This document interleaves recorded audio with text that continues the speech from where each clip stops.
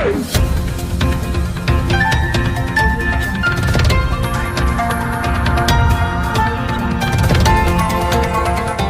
देख रहे हैं मगरा न्यूज राजस्थान, खबरें सबसे तेज।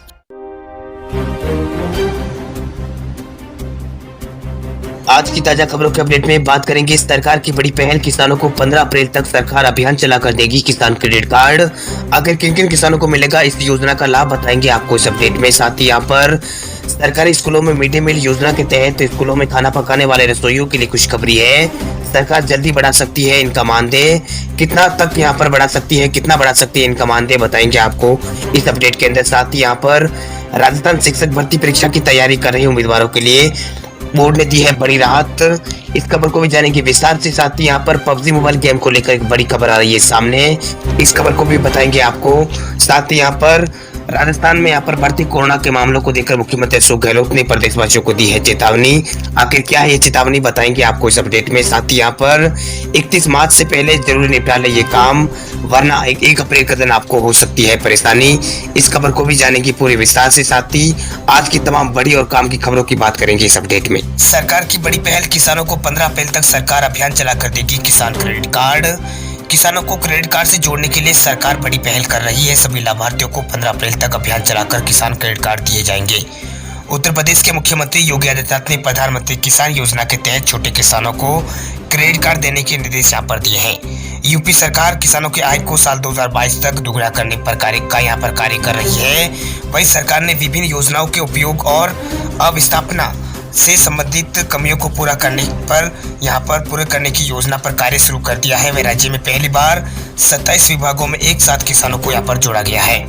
वहीं पीएम किसान योजना के लाभार्थियों को क्रेडिट कार्ड से जोड़ने के लिए कृषि विभाग ने अभियान चलाकर प्रार्थना पत्र वित्तीय संस्थाओं को दे दिए हैं। आपको बता दें कि पिछले साल ही किसानों को क्रेडिट कार्ड देने की योजना बनाई गई थी, लेकिन कोरोना वायरस के चलते ऐसा यहाँ पर नहीं हो पाया था। अब गाँव-गाँव अभियान चलाकर यहाँ पर किसान क्रेडिट कार्ड किसानों के बनाए जा रहे हैं। चलिए अब बात करते हैं अगले अपडेट की। तो व्हाट्सएप का यूज करने वाले लोगों के लिए जरूरी खबर है। व्हाट्सएप ने भेजा एक मैसेज, नहीं पढ़ा तो अभी करें चेक, वरना बढ़ेगी आपकी मुसीबत। व्हाट्सएप का इस्तेमाल करने वाले लोगों को इन दिनों व्हाट्सएप की ओर से एक जरूरी मैसेज, यूं कहे तो रिमाइंडर भेजा जा रहा है। यदि आप भी व्हाट्सएप का इस्तेमाल करते हैं और आपने अब तक इस रिमाइंडर पर ध्यान नहीं दिया है, तो हो सकता है कि आने वाले दिनों में यानी 15 मई से आप व्हाट्सएप का इस्तेमाल ना कर पाए। ऐसा इसलिए है क्योंकि नई प्राइवेसी पॉलिसी के तहत व्हाट्सएप ने अपने यूजर्स को नोटिफिकेशन भेजना शुरू कर दिया है, जिसके तहत यूजर्स को उसे स्वीकार करना अनिवार्य होगा, तभी तो भविष्य में व्हाट्सएप का इस्तेमाल कर सकेंगे। इधर व्हाट्सएप की ओर से भेजे जा रहे नोटिफिकेशन के स्क्रीनशॉट को लेकर कई लोग सोशल मीडिया पर इसे अपलोड कर रहे हैं। वही व्हाट्सएप की ओर से जो नोटिफिकेशन भेजा जा रहा है उसमें साफ तौर पर लिखा है कि आपकी व्यक्तिगत बातचीत की प्राइवेसी को व्हाट्सएप नहीं बदल रहा है, न ही यूजर्स की निजी बातचीत को पढ़ा जाएगा, क्योंकि वह एंड टू एंड इनक्रिप्टेड है और नया अपडेट जारी होने के बाद वैसी ही रहेगी। साथ ही इसमें यह भी लिखा आ रहा है कि नए अपडेट से व्यवसायों के लिए और फेसबुक टूल का उपयोग करके चैट करना आसान हो जाएगा। वही बिजनेस के साथ चैट का विकल्प भी है और इसे नए ऐप में लेबल किया जाएगा। वही व्हाट्सएप की नई प्राइवेसी पॉलिसी को लेकर लंबे समय से हम सभी सुनते आ रहे हैं, अब तो नोटिफिकेशन भी आना शुरू हो गया है। तो अब जान लीजिए कि यदि आपने व्हाट्सएप की नई प्राइवेसी पॉलिसी को स्वीकार अगर आप नहीं करते हैं तो क्या होगा।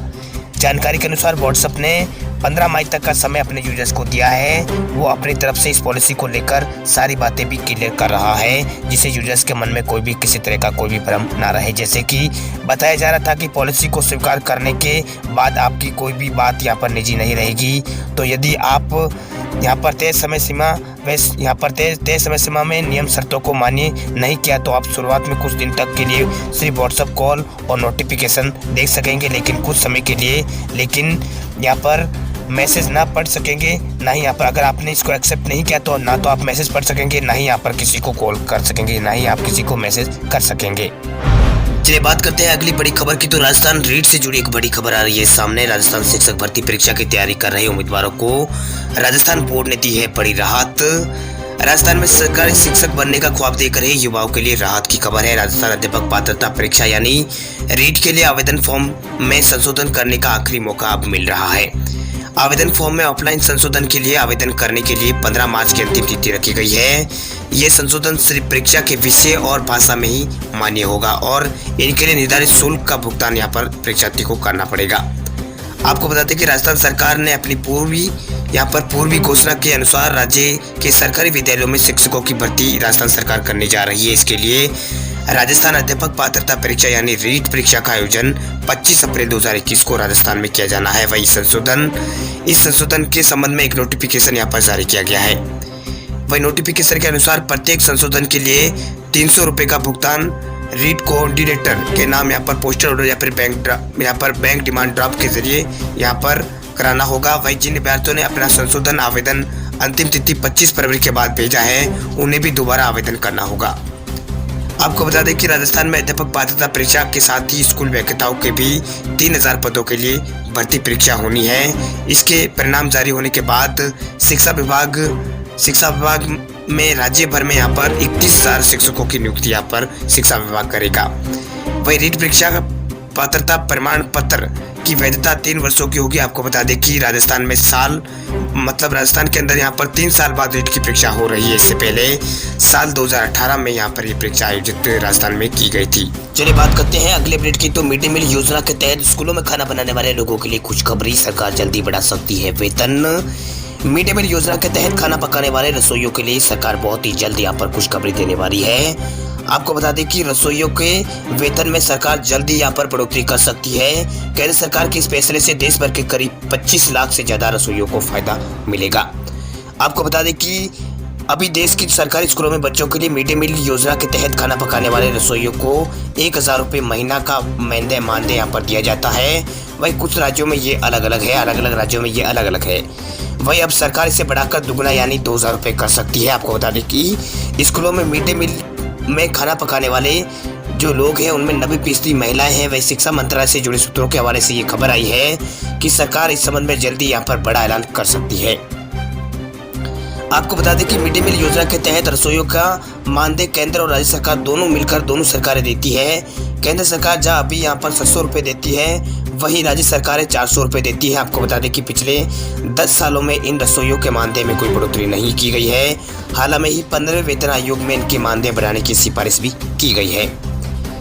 वही मानदेय बढ़ने के साथ ही सरकार मिड डे मील रसोइयों के कामकाज को बेहतर करने के लिए उन्हें ट्रेनिंग देने की योजना पर भी विचार यहाँ पर सरकार कर रही है, जिससे वे मिड डे मील को ज़्यादा पोषक बना सके। वही देश में अभी मिड डे मील योजना के तहत करीब 12 करोड़ बच्चों को खाना उपलब्ध कराया जाता है। ये आंकड़े सरकारी आंकड़े हैं। वही इलाहाबाद हाईकोर्ट ने बीते साल दिसंबर में एक यहाँ पर आदेश में कहा था कि सरकार न्यूनतम वेतन से कम वेतन नहीं दे सकती। कोर्ट ने सभी जिलाधिकारी को इस संबंध में आदेश पर अमल करने के निर्देश यहाँ पर दिए थे। चलिए अब बात करते हैं अगले अपडेट की। तो ईपीएफओ खाताधारकों के लिए बड़ी सौगात, जॉब छोड़ने के बाद अब पुरानी कंपनी से नहीं करनी पड़ेगी मिन्नत।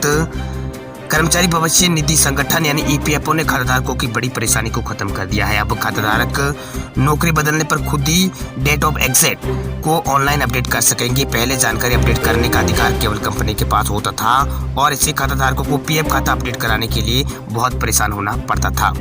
वही किसी भी प्राइवेट लिमिटेड कंपनी में कर्मचारी की सैलरी का एक हिस्सा पीएफ के तौर पर काटा जाता है।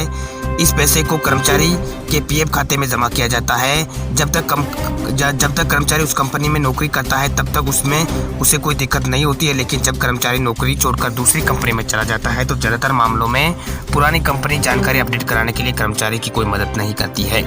वही कर्मचारियों की इस परेशानी को अब मोदी सरकार ने हल कर दिया है। डेट ऑफ एग्जिट को अपडेट कराने का अधिकार अब खाताधारकों को ही यहाँ पर ईपीएफओ ने दे दिया है। चलिए बात करते हैं अगली बड़ी खबर की। तो राजस्थान में भी लगेगा लॉकडाउन। कोरोना के बढ़ते केसों के बीच मुख्यमंत्री अशोक गहलोत ने दी है ये चेतावनी। कोरोना वायरस संक्रमितों की संख्या में फिर इजाफा हो रहा है और वर्दी के मद्देनजर राजस्थान के मुख्यमंत्री अशोक गहलोत ने शनिवार के राज्य को लोगों को आगाह करते हुए कहा कि वे कोविड-19 प्रोटोकॉल का ध्यान से पालन करें, क्योंकि ऐसा नहीं होने पर सरकार शक्ति जो शक्ति होती है वो बरत सकती है। इस बीच राज्य सरकार ने 4 राज्यों से राजस्थान आने वाले लोगों के लिए कोरोना वायरस की जांच रिपोर्ट को दिखाना अनिवार्य कर दिया है। वहीं राज्य में शनिवार को संक्रमण के 200 से भी ज्यादा यहाँ पर कोरोना के केस सामने आए हैं। वहीं 233 यहाँ पर टोटल मामले सामने आए थे। अभी तक कुल राजस्थान में 3,21,000 के आसपास कोरोना के मामले आ चुके हैं। वहीं इसका जिक्र करते हुए मुख्यमंत्री अशोक गहलोत ने ट्वीट किया है कि मार्च के शुरुआत से ही राज्य में जो कोविड-19 मामले हैं वो लगातार बढ़ रहे हैं। पिछले महीने प्रतिदिन 100 से भी कम यहाँ पर कोरोना के मामले आ रहे थे, लेकिन अब ये संख्या 200 से अधिक राजस्थान के अंदर पहुंच चुकी है। वही राजस्थान के मुख्यमंत्री अशोक गहलोत ने आम जन से अपील करते हुए कहा है कि प्रोटोकॉल का यहाँ पर पालन करें, अन्यथा सरकार पहले की तरह यहाँ पर सख्ती सरकार बरत सकती है, यानी सरकार को यहाँ पर सख्ती बरतनी पड़ेगी। वह इसमें राज्य सरकार ने 4 और राज्यों यानी पंजाब, हरियाणा, मध्य प्रदेश और गुजरात से आने वाले लोगों के लिए अधिकतम 72 घंटे पुरानी कोरोना वायरस की RT-PCR जांच की नेगेटिव रिपोर्ट दिखाना अनिवार्य कर दिया है। चलिए अब बात करते हैं अगले अपडेट की। तो शादियों के सीजन तक और गिर सकता है सोने का भाव। अगले 1 महीने में 42,000 रुपए तक आ सकता है सोना। पिछले 30 साल में सोना सबसे खराब शुरुआत के बाद अभी भी इसमें गिरावट थमती नजर नहीं आ रही है। फरवरी में 3,000 रुपए तक सस्ता होने के बाद सोने की रंगत मार्च में भी अभी तक उड़ी हुई है। इस महीने में अब तक यहाँ पर 2,054 रुपए प्रति 10 ग्राम तक सोना सस्ता हो चुका है। सराफा बाजारों में यहाँ पर 26 फरवरी को 24 कैरेट गोल्ड की कीमत 46,570 रुपए थी। 5 मार्च को सोने की कीमत 44,516 रुपए प्रति 10 ग्राम पर बंद हुई। अगर गिरावट ऐसे ही जारी रही तो अगले 1 महीने में सोना 42,000 रुपए तक आ सकता है। आपको बता दें कि ब्लू मार्क की रिपोर्ट के मुताबिक साल 1991 में सोने की शुरुआत सबसे खराब हुई थी, जिसके बाद 2021 में सोने की सबसे खराब शुरुआत यहाँ पर हुई है। वही एक हफ्ते में 1460 रुपए सस्ता हुआ है सोना पिछले एक हफ्ते में 1460 रुपए प्रति 10 ग्राम तक सस्ता हुआ है। पिछले 1 मार्च को यह पर 45,976 रुपए पर बंद हुआ था। अगर साल 2021 की बात करें तो 5 मार्च तक सोना 5,700 यहाँ पर 86 रुपए तक सस्ता हो चुका है। वही अगर इसके उच्चतम रेट से तुलना करें तो अपने ऑल टाइम हाई रेट से सोना करीब 11,738 रुपए प्रति 10 ग्राम तक सस्ता हो चुका है।